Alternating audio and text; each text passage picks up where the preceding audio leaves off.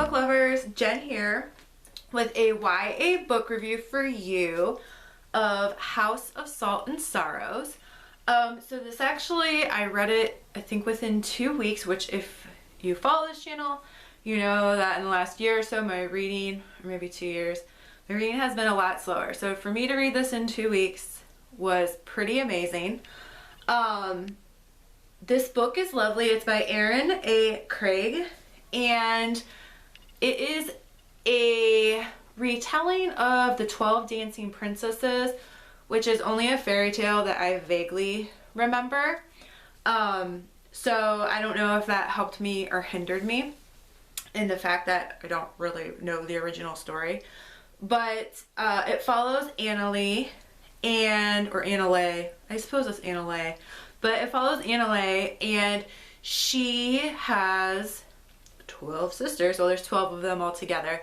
But her sisters keep dying in very mysterious ways. And essentially, this book is like one part retelling, one part fairy tale, one part mystery, one part like magic or fantasy.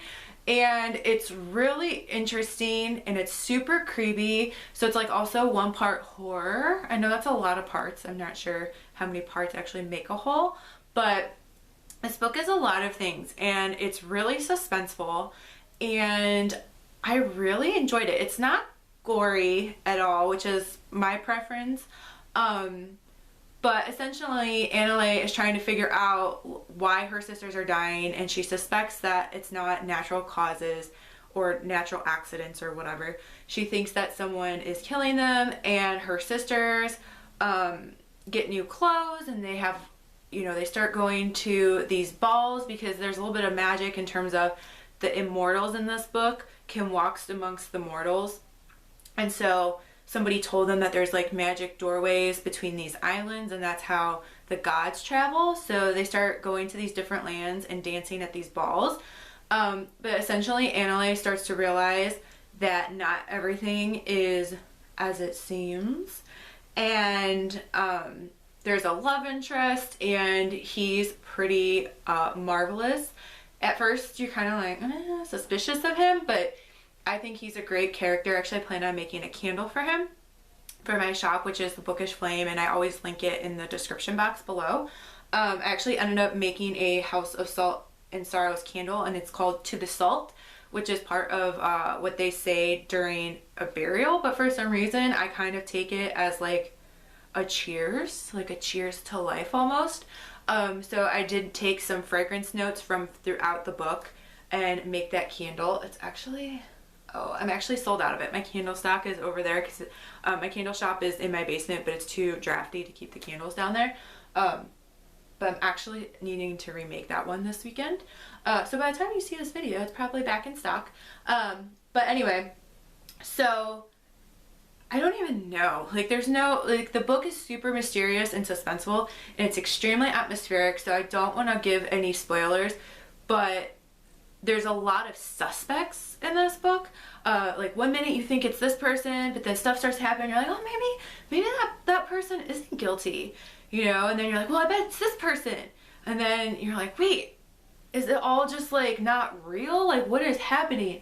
And it's just really good. It's a great book. I'm so happy that I picked it up. I actually picked it up for a Read Gush book club, which is, you can find them on Instagram. It's run by Tell, Marissa, and Heather, I think.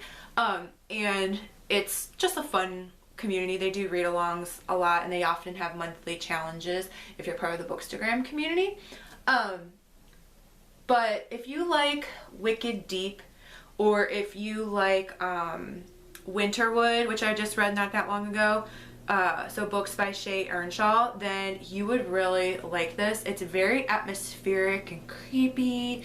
And like I said, it's like a little bit of horror, like nothing gory, but a little bit of horror and a little bit of mystery and a little bit of fantasy and a little bit of fairy tale. And it's a little bit of a lot of things.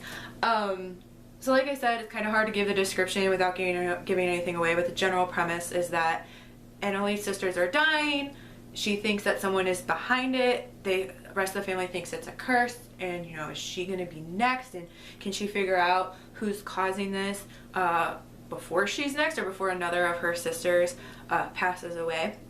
So it's a super fun book. I highly recommend it. I did give it 4 stars because it wasn't like a soul moving kind of book, but I'd say it's more like in the 4.5 range. It was just a really great story. Actually, I wouldn't mind rereading it, and I don't ever reread, so I don't say that often. I'm actually really looking forward to whatever Erin A. Craig writes next. So yeah, if this sounds like it would be your jam, I think that you should pick it up. In the meanwhile, you should subscribe and hit the notification bell, since I don't upload regularly. Then you can be alerted when my next book review comes out. And I think that's all I have for you today. In the meanwhile, happy reading and happy writing.